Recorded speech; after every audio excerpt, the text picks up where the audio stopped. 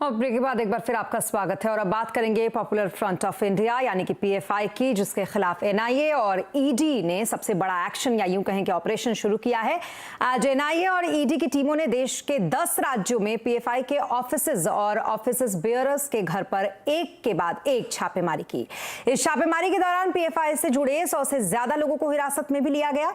खबरों के मुताबिक जांच एजेंसियों को पीएफआई पर टेरर कैंप लगाने और नौजवानों को आतंकवाद के खिलाफ भड़काने का शक भी है।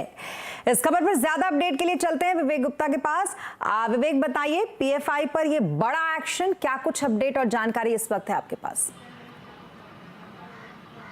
देखिए स्मिता, आपको बताना चाहेंगे कि पॉपुलर फ्रंट ऑफ इंडिया यानी कि पीएफआई पर पैन इंडिया अब तक का ये सबसे बड़ा ऑपरेशन किया गया है, जिसमें केंद्रीय जांच एजेंसी ईडी, इन्फोर्समेंट डायरेक्टरेट और एनआईए, नेशनल इन्वेस्टिगेटिव एजेंसी ने ये आज देर रात आज तड़के से ये छापेमारी की। पैन इंडिया ये छापेमारी की गई है, 10 राज्यों में ये छापेमारी हुई है, जिसमें सबसे ज्यादा जो छापेमारी का असर देखा जाएगा वो केरला, कर्नाटक और महाराष्ट्र। इन 3 स्टेटों में 60 से ज्यादा लोकेशन पर एक साथ छापेमारी की गई है। आपको बताना चाहेंगे कि अभी भी ये छापेमारी जारी है और अभी तक जो जानकारी मिल रही है कि इस पूरे छापेमारी में ईडी और एनआईए ने कुल 114 लोगों को गिरफ्तार किया गया है, जो पीएफआई से जुड़े हुए लोग हैं, जिनका पीएफआई में जो दफ्तर में काम करते हैं या फिर जो पीएफआई से डायरेक्ट लिंक है, उनसे जुड़ा गया है। 2 केंद्रीय एजेंसी जांच कर रही है। पहली जो एनआईए जो टेरर लिंक की जांच कर रही है कि जो पीएफआई के लोग जो अंदर काम करते हैं, क्या उनका लिंक टेरर एक्टिविटी में है या नहीं, वो जांच हो रही है। दूसरी केंद्रीय agency ED, enforcement directorate, ED जांच ये कर रही है कि जो फंडिंग पीएफआई को आती है, जो फॉरेन फंडिंग आती है, उन पैसों का कहीं टेरर एंगल में इस्तेमाल हो रहा है या नहीं हो रहा है। क्योंकि देखिए बड़ी मात्रा में पीएफआई को फंडिंग आती है, खासकर गल्फ कंट्री से बड़ी मात्रा में फंडिंग आती है। तो ईडी ये जांच करना चाहती है कि आखिरकार जो पैसे आ रहे हैं वो कौन भेज रहा है, और जो पैसे हिंदुस्तान में पीएफआई को भेजे डोनेशन के नाम पे आ रहे हैं, वो पैसा आखिरकार पीएफआई कहाँ और कैसे इस्तेमाल करती है।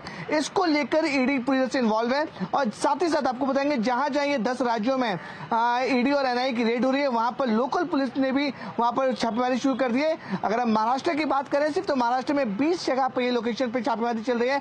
और इस पूरे ईडी और एनआईए के साथ साथ महाराष्ट्र एटीएस ने भी अलग अलग जिलों में, अलग अलग शहरों में छापेमारी की है। और सिर्फ महाराष्ट्र एटीएस ने 20 लोगों को गिरफ्तार किया गया है और यूएपीए के तहत उन्हें गिरफ्तार किया गया है, जिनकी कोर्ट में पेशी होनी है। तो ओवरऑल अगर हम पैन इंडिया की बात करें तो 10 राज्यों में छापेमारी चल रही है। केरल, कर्नाटका, मध्य प्रदेश, राजस्थान, दिल्ली, झारखंड और आंध्र प्रदेश, तेलंगाना के साथ साथ महाराष्ट्र में।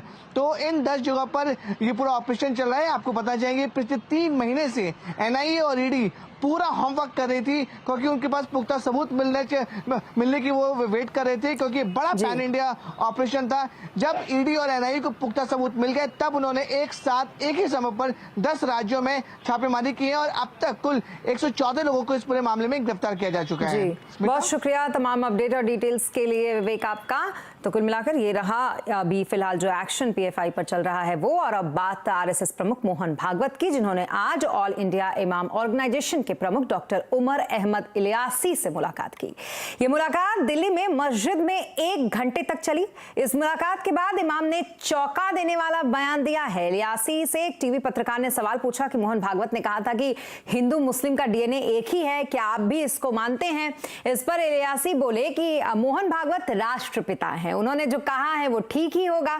इस मीटिंग में आरएसएस के इंद्रेश कुमार, रामलला और हरीश कुमार भी मौजूद थे। हालांकि बैठक के बारे में कहा यह जा रहा है कि इसमें ज्ञान व्यापी मस्जिद और हिजाब विवाद पर चर्चा हुई है।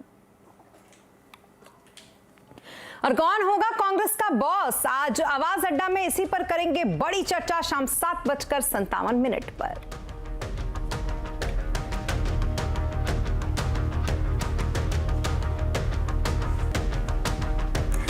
और अब खबर है हैदराबाद से, जहां पर टी20 क्रिकेट मुकाबले की टिकट बिक्री के दौरान भगदड़ मच गई। भगदड़ में कई लोग घायल होने की सूचना कई लोगों की है। टिकट खरीदने के लिए देर रात से ही क्रिकेट फैंस स्टेडियम के बाहर पहुंचने लगे थे। भीड़ को संभालने के लिए पुलिस बल को लाठीचार्ज करना पड़ा। हैदराबाद में 25 सितंबर को भारत ऑस्ट्रेलिया के बीच तीसरा टी20 मैच होना है। सेंट्रल मैक्सिको में एक बार फिर से गुरुवार को अंधाधुंध फायरिंग हुई। फायरिंग में 10 लोग मारे गए। रिपोर्ट्स के मुताबिक गनमैन के बारे में ये कहा जा रहा है कि वो घुसा और फिर गोलियां दागना उसने शुरू कर दिया एक बार के अंदर। इस तरह की घटना मैक्सिको में पहली बार नहीं हुई है। इसके पहले भी सयाला शहर के एक होटल में 2 बार ठीक इसी तरीके से फायरिंग की घटना हुई थी। और अब बात कॉमेडी के बेताज बादशाह राजू श्रीवास्तव की, जिनका आज दिल्ली में अंतिम संस्कार किया गया। राजू के भाई और बेटे ने उन्हें मुखाग्नि दी। अंतिम यात्रा में बड़ी संख्या में राजू के फैंस भी शामिल हुए। जगह जगह एम्बुलेंस पर फूल बरसाए गए। इस दौरान सुनील पाल, एहसान कुरैशी, मधुर भंडाकर समेत कई सेलेब्स भी मौजूद रहे। 1.5 महीने से वेंटिलेटर पर रहने के बाद 21 सितंबर को राजू ने आखिरी सांस ली। Famous sand artist Sudarshan Pattnaik ने भी अपनी बीच पर यानी कि पुरी के बीच पर राजू की कलाकृति बनाकर उन्हें श्रद्धांजलि दी। राजू श्रीवास्तव को 10 अगस्त को एक्सरसाइज करते हुए हार्ट अटैक आया था। इसके बाद वो दिल्ली एम्स में भर्ती थे, जहां 41 दिन तक रहने के बाद राजू श्रीवास्तव ने कल अंतिम सांस ली। और इसी के साथ इस बुलेटिन में फिलहाल इतना ही, लेकिन खबरों पर लगातार अपडेट के लिए आप बने रहे CNBC आवाज के साथ। नमस्कार।